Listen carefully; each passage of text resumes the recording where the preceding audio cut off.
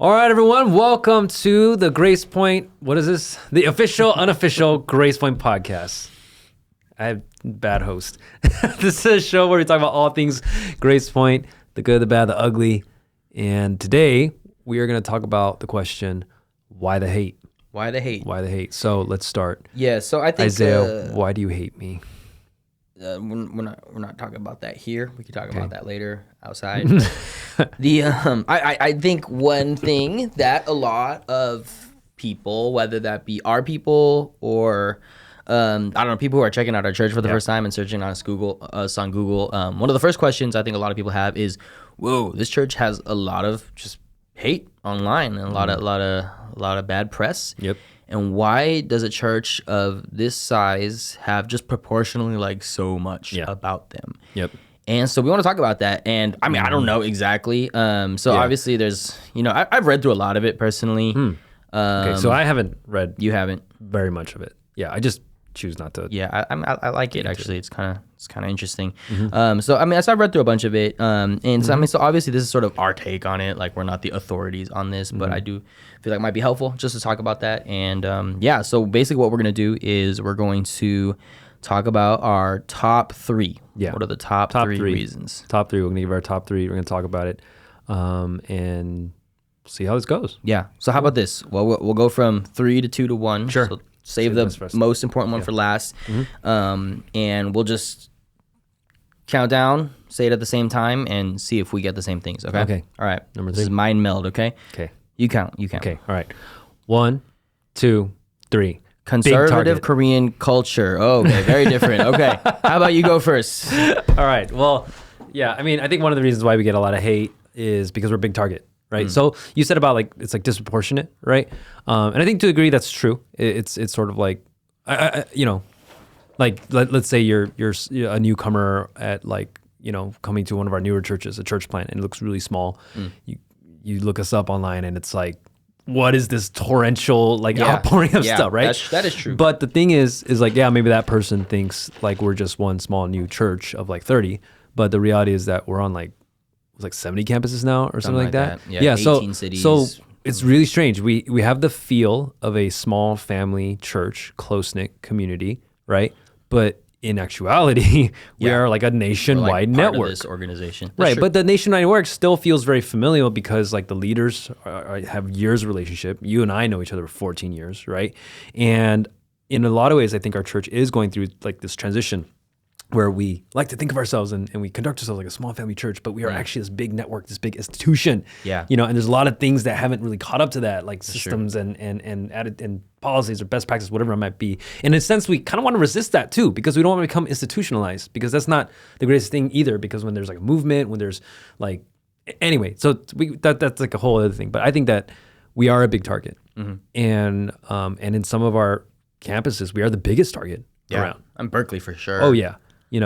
And I think that's why we get a lot of hate. Yeah, that's a good one. I didn't actually think about that.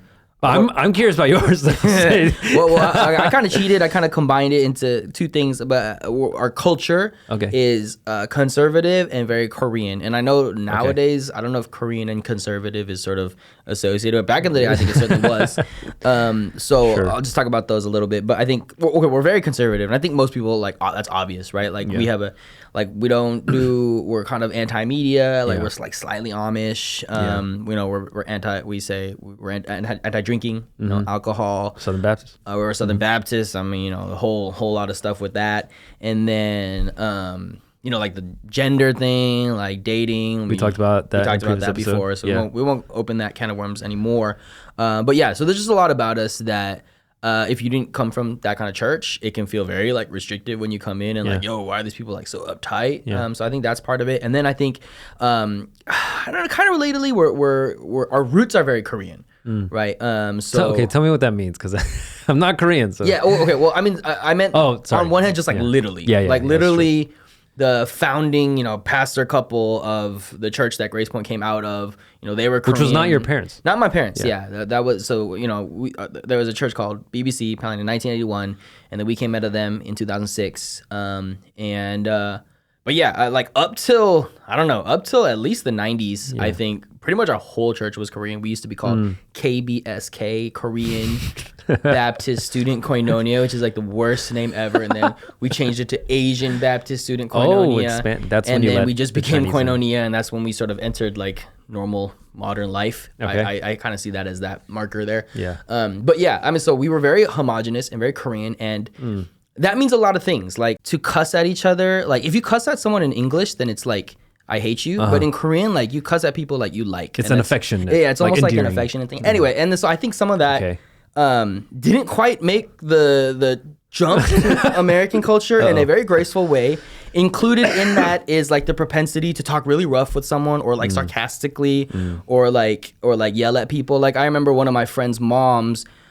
She told me a story of how when she was young, she thought her dad hated her because her dad would often tell her to go die in Korean. Oh, wow. Right? And she was like, American born, so she didn't understand how in Korean, like, 죽어, like telling someone to die it's kind of like funny and endearing, right? But if you say endearing. That in English, if you tell someone go die, it's like, oh my God, you want me to die, right? You hate that. So anyway, I get that because actually there are aspects of Chinese that are like that. Oh, do Chinese people do that? Well, it's not like to that extent, but I've definitely had experiences where I've like literally translated what my parents said to me. I'm like, how could you say that? And then they're like, what? To a degree, I think that's true. Yeah. That might be an East-West thing. Yeah. So then I just think there was a period where our church was becoming more diverse, but we were still behaving as if everyone was Korean and still kind of talking to each other in a certain way. And even when we came to spiritual stuff and the way we like brought stuff up and confronted, it felt very like rough because that was what we were used to. And I think maybe we're a little slow to catch up to that. I mean, which is our bad. We need to adapt to culture and kind of understand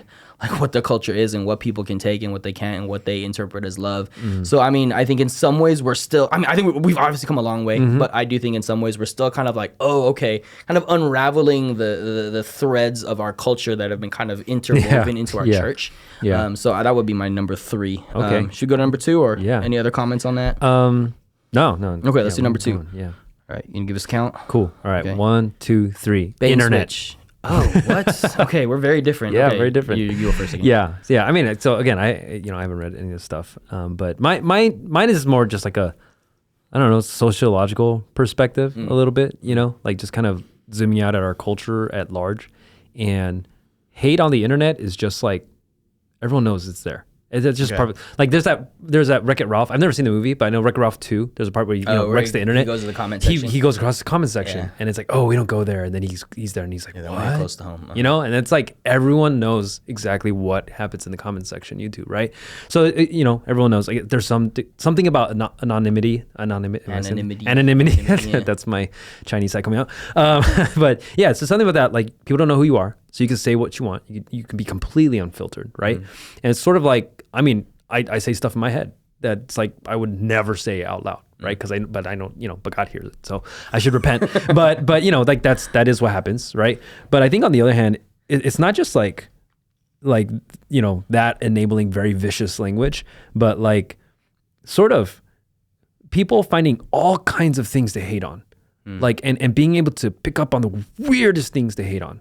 So and just sort of like being able to really mischaracterize other people. So there's this really famous article that came out recently called "Reality is a Video Game and We're All Losing," and it's taking this like people used to so when The Dark Knight came out, this sounds totally tangential. Totally. When The Dark Knight came out, no idea they ran this campaign to advertise it where people were literally chasing clues in real life. It was like they got it like a card and was like, meet at this street corner here at this time. If you could figure it out, when you got there, you got the next clue. So it was almost like a real life like puzzle. Oh, I don't know. Yeah, and then at the end of it, they like each got clown masks.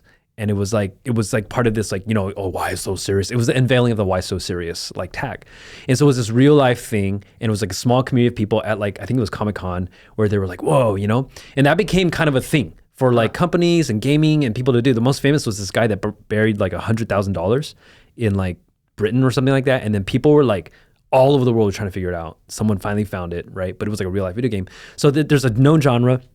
And so what happens is there's this culture that gets created around it, where people are like looking for clues and stuff. And they start kind of, it's almost like confirmation bias. They're like starting to look for things. Yeah.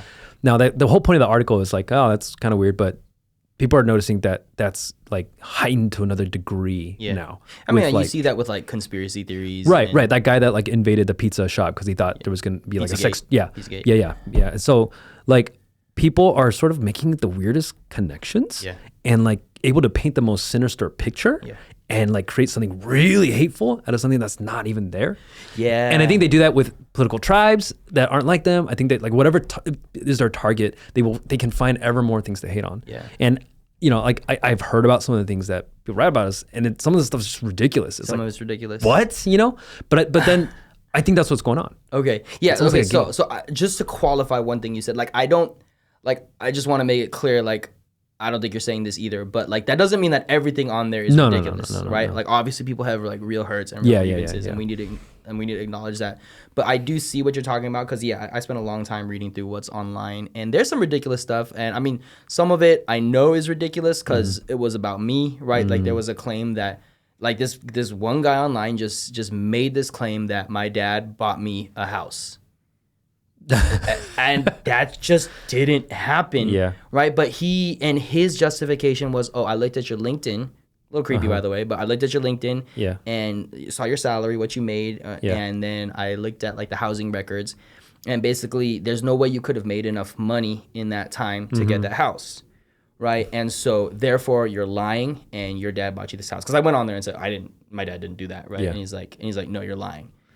And I was like, okay. I mean, I don't know what to tell you at that point, but I do think, like there's a certain extent to which, okay, you've been wounded, you've been hurt for sure, right? But then people take it to this next level where now, because they're seeing everything that filter, like everything is sinister and everything, like we are like, we're the Illuminati now, and like every move of ours is kind of analyzed and thought through. So, okay.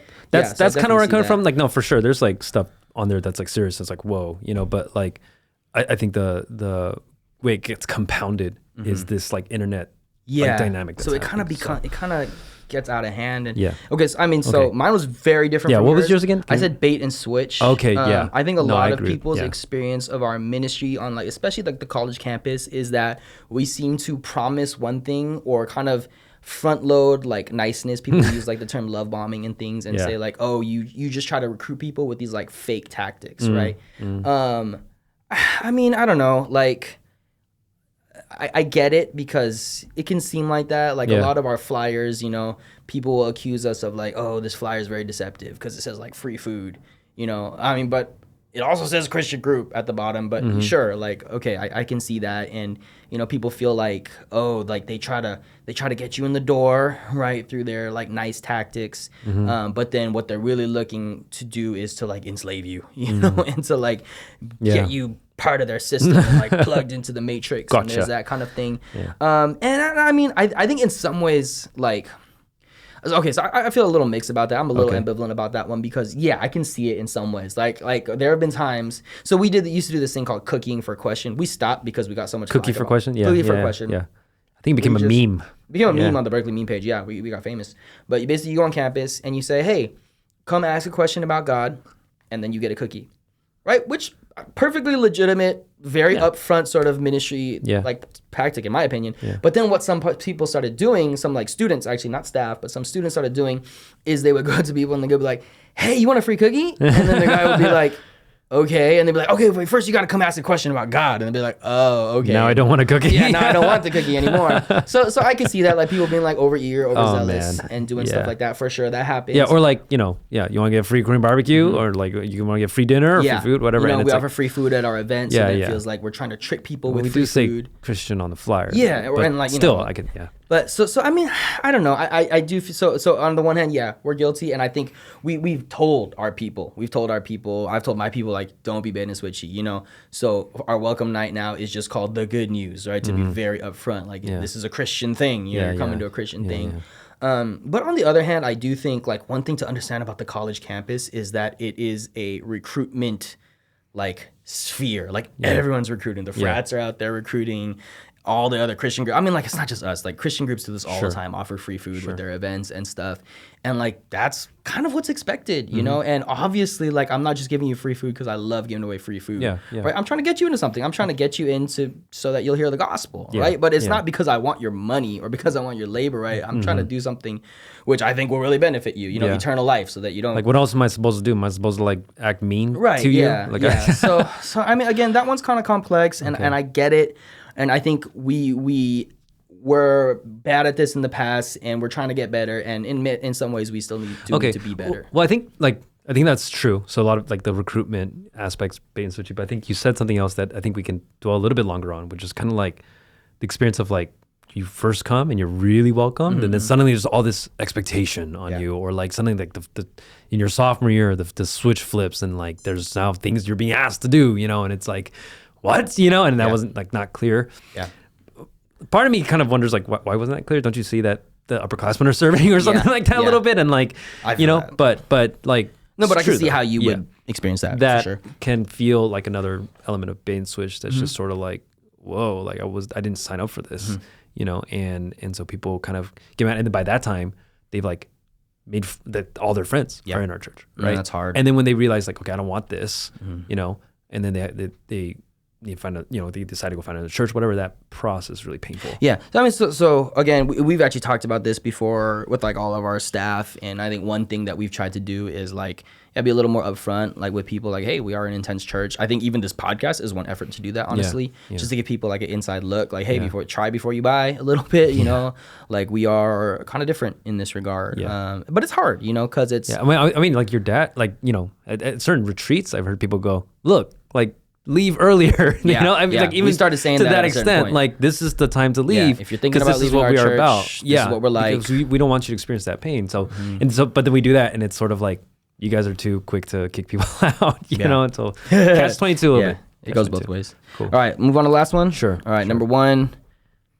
Okay, ready? 1, 2, 3. Talking tough to people. Conversations gone wrong. Same thing. Okay, so I said talking to people, tough conversations. You want to share your thoughts first? Yeah. So this is like, I think one of the toughest things about ministry, and I think most of the hate out there is because of this. It's just tough conversations gone wrong. And yeah, there's just, so you know, as we're trying to disciple people, as we're trying to raise them become like Christ, you know, like you know, what is it that we do? And you know, for me, the picture of that is Ephesians 4, right? It's speaking the truth in love. It's Acts 20. Paul is saying, you know, I admonished everyone, like I did not withhold anything that was profitable. I admonished you day and night with tears, you know. And you read those and you're kind of like, okay, that's like, you can just gloss over those words really easily, right? But what is it? What is that about? That's like, I as a leader have the responsibility to shape you into someone who's more and more like Jesus in every area of your life and in every aspect, right? And that's really intense, you know. But you know, I'm gonna do it with as much wisdom as I possibly can, with like the strength of relationship, all that. But that means I'm gonna have to have moments where like I have tough conversations with you about things that I'm seeing, you know, and like I'm not trying to be mean. I think those things are gonna help you, right? But those are really hard conversations to give, but also to take. And thinking about how many of those conversations have happened in our church because of like how long we've been in ministry and how many people have come to ministry, and then like thinking they're about college students, so they're young. They need a lot of shaping, frankly. Yeah. But then it's like, it's, you know, it's like, yeah, you're young and you don't take that the best way. And no one talks to you like that. Maybe not even your parents, you know? So did your parents talk to you like that? Yeah. Okay, yeah. Just wondering. I mean, I grew up really church, so maybe that's like, but I think you take that and then you take the fact that like we have a lot of leaders and a lot of young leaders, and then it's not like professionally trained, you know, or anything like that. It's like, you know, people who are kind of, you know, learning. Maybe they picked up some of that Korean cultureness, you know, on them. They're just doing what they're doing. They received, and there's probably been a lot of mistakes. There have been a lot of mistakes, and people have been hurt. And relational hurt like that is the worst kind, and so that results in pain, anger, disappointment, and then that just kind of just all comes out, you know, and people feel like they can't talk to people about it, and so they, type on the internet. Yeah. So I think basically the same thing for me. I think one verse that captures it for me is Colossians 1:28.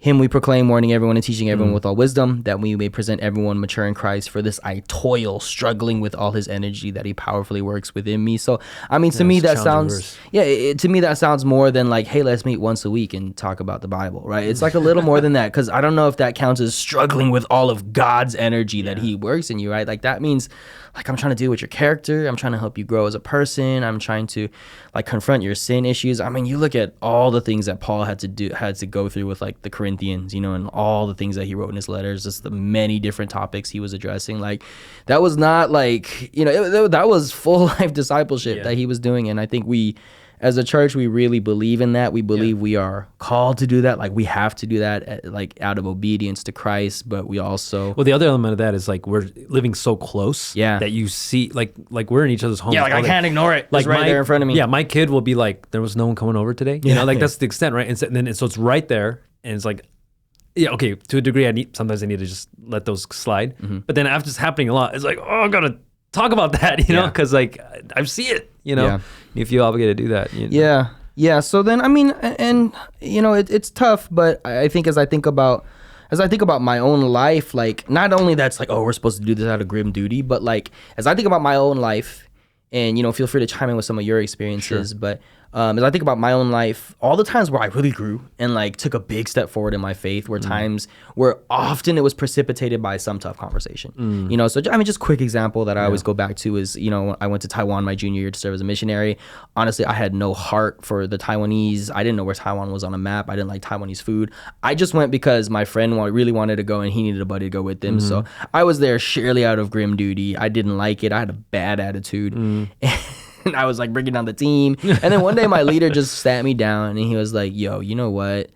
Like, I think you're just really immature. You know, you need to grow up. And that was tough to hear because I fancied myself a mature person, which was hyper deluded of me. But that's what he said to me. And there it was. And I had a choice to take him up and, you know, take that seriously, or to be like, you know, you don't know me, like whatever, you know. And I mean, thankfully, I listened, you know, and I said, okay, you know, I'm gonna start trying to like really love these people and try to make the most of this time. And it ended up being one of the most transformative like months, semesters of my life. You know, I got to see one of my dear friends to this day come to Christ, this total non-Christian guy. And I mean, there's so much to that I could go on about. But I think back and I'm like, gosh, I'm so thankful that my leader at that time talked to me, because otherwise I would have just missed out. And maybe it would have been worse. Like I might have, I don't know what effects I could have had ultimately, but I'm so thankful because I got to be a part of that now. And I can look back with like a lot less regret than I otherwise would have. So like,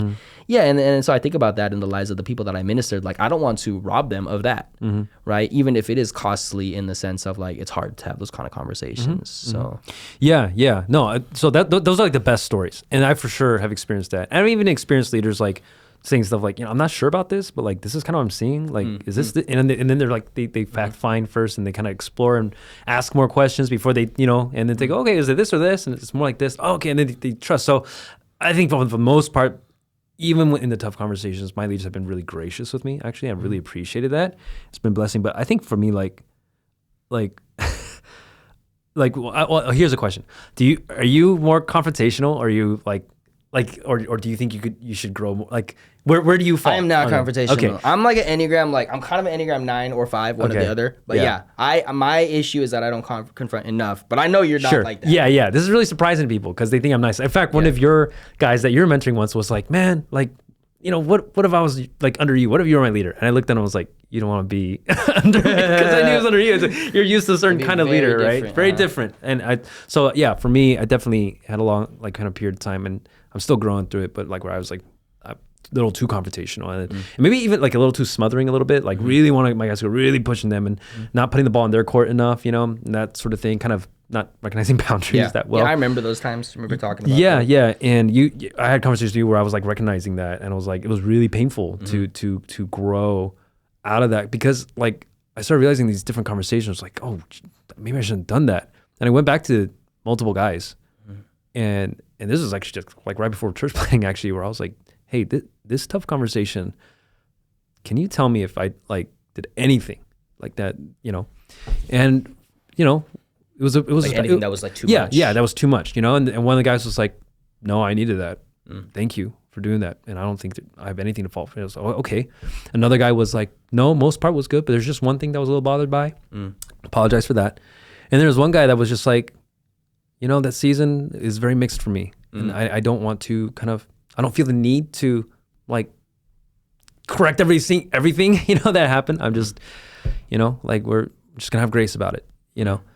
And so like, that was, I don't know if I needed to, I felt like I needed to do that. I don't know if like every leader needs to do that or something like that, but that was just something that I needed to do. And like ultimately, me ministering didn't depend on those answers. It was just sort of like me relationally with those guys. I just want to know that, right? And it's so hard. And maybe sometimes like some people don't like, I don't know, like maybe sometimes some people don't recognize how hard it is and how fraught it is and how risky it is. Yeah. And then like you kind of don't think about it, you don't pray about it, you don't really feel the weight of it, and then you just really rigidly or mechanically just, you say what you say, and then it's like, oh, you shouldn't have done that, and I had to go through that kind of growing process, or even I had to like process my own frustrations and patience and repent of those things too. Yeah. At the same time, some of those guys were like, no, I need to hear that. Yeah. And so it's a constant growing process. Yeah, and I mean, I think, gosh, I know this is a little bit of an overgeneralization, but I do think like people make blunders for sure, and often that's just an issue of wisdom. Like, oh, you were foolish. Like, I don't know why you had that kind of conversation with that person at that time. Like, he wasn't ready for it. Right. Yeah. So those blunders happen. Yep. And there are times also when people are maybe a little like, I don't know, in an effort to be a good leader. There's sort of this kind of perception that like a good leader is one who confronts, which I think is true to an extent. Like you do have to be able to confront, but maybe, they don't balance that with the requisite kind of wisdom or thoughtfulness. Yeah, warming or even just warming up. Yeah, or just like our relationship is not at that point and they misjudge that. So I definitely think those blunders happen, and I think those are the cause of a lot of pain. And I think what you did was good, because I think we need to know how to apologize for that. I don't think I'm great at that. I don't think actually a lot of people at our church don't know how to do that gracefully, and I think maybe that's something. Maybe you should teach a workshop on that one day. But I do think that's important to do, to acknowledge mistakes and to apologize, and so maybe that's an area of growth for us. But on the other hand, I do feel like I can say with a fair amount of confidence, for me, for the people that have ministered to me, for everyone I know as a minister, that those conversations are never from a place of like, I'm trying to benefit myself. And and that's what I really find frustrating about some of the online criticism. They act so certain that these conversations that we have are because we're on power trips or because we hate these people, or we're trying to like that is, I mean, I'm not saying that never happens, but if it does, it's exceedingly rare. Yeah. It's like really rare, because like you just got to think about it. Like, why, like, what power do I really gain from that? If anything, I'm probably going to drive you away. If I cared about having more influence and like more people under me, I would just be nice to everybody, right? Because then everyone would love me and everyone would stick around. Yeah. I mean, so I know it's hard to prove to anyone, but like I would just appeal, like give your leaders the benefit of the doubt. Yeah. Like, I'm not saying they do it well. Yeah. And I'm not saying they don't have anything to apologize for, but at least their intent is, it's almost never out of some personal gain, it's always at least the intent is for your good, and I can say that with a fair amount of confidence. Yeah. And I remember that was one thing you said to me actually when I was kind of going through that, when I was like kind of wrestling. You don't remember? Oh no, vaguely, It was like I was like wrestling, like, man, did I do a good job? Did I, whatever? And you were like, hey, I know you, and you did it because you love those guys, and I was like, yeah, I did. And that's the most crucial thing. I might have made a mistake, but it was out of love, and so like, I don't know, maybe there's just like one takeaway is just see more grace, maybe on both sides. And we're learning. We need to grow. We need to change. We need to shift. But it's not like to air that out like all online and all of that. Like, do we really need to do that? That's not it. Yeah. So. Yeah, and I mean, like, again, there's things we got to improve and grow in. Like, I think one thing is, like, I don't think we have a great way to reconcile those situations right now, because sometimes the leader, you're just oblivious. Yeah. And I don't know if we've really figured this out. Like, hey, who do I talk to if I feel unfairly treated by my leader? And we have like Pastor Ed's anonymous email inbox, but I don't know. That can be kind of complicated. Like, I don't want to talk to the head pastor about this, and also like I don't know how he's going to reply to me because it's an anonymous email. Yeah. Like, how do I have a dialogue about this? I mean, so that's something that I've kind of been pushing for personally. Like, I think we got to talk about it more. Yeah. So I'm not saying like we got this down perfectly. Like, don't complain. Like, I definitely think like let's talk more, and if you have ideas about this, if you're listening, you have ideas about how we can do this better. Yeah, for sure. No, I agree. Like in my 10 years of being college minister, I think it's been twice where my leader said, hey, someone under you had this feedback for you. Yeah. That's super hard to do. Yeah, it's only happened like twice. It's hard. I agree. And that's never happened to me, but that's probably because I don't confront enough. So, yeah. Anyway. All right. Well, this was a fun conversation. Yeah. I'm glad we had it because I think these are things that we need to keep talking about. But hopefully that gives people some perspective, gives people a sense of like how we feel about some of the things that people read online. Yeah. Yeah. So it's another episode of Why the Hate, and you know, unofficial, official. I can't get those straight, dude. The official, unofficial Grace Point Maybe podcast. you should do the intro. Okay, I'll do the outro. Right. Yeah. Well, like, subscribe, and we will see you guys next time. Thanks for joining us on the official, unofficial Grace Point podcast.